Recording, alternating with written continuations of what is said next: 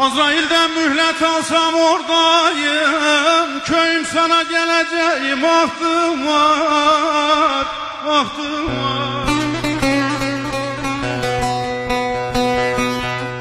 Kör olsun bu yokluk bezdim turdayım, gelip sende öleceğim, vaktim var, vaktim var. Odun çorda öleceğim, ahtım var, ahtım var.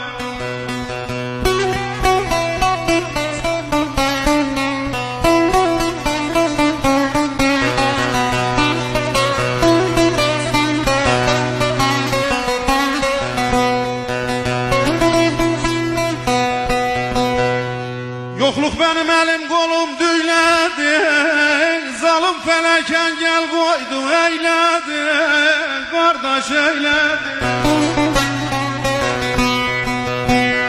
Hep ben sustum, onlar sözü söyledi, alın yazım sileceğim, ahtım var, ahtım var.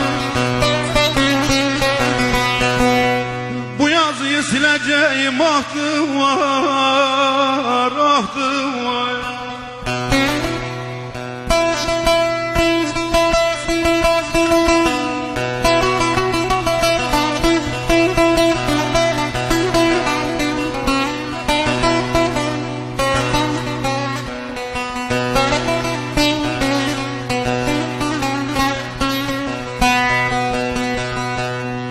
Mezar yeri bulamadım paralı, kime sorsam bir derdi var yaralı, burada yaralı.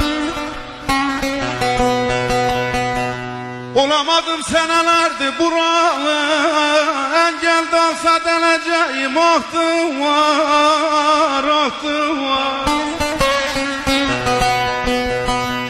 Bulanıkta öleceğim, ahtım var, kardeş ahtım var.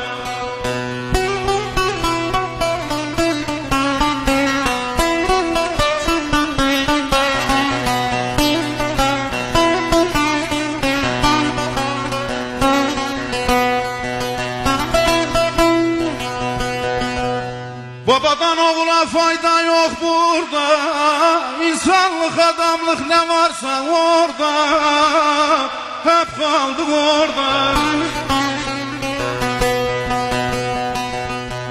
Yem etti dündarı kuş ile kurda, geçse olda güleceğim, ahtım var, ahtım var. Gidip Muş'ta öleceğim, ahtım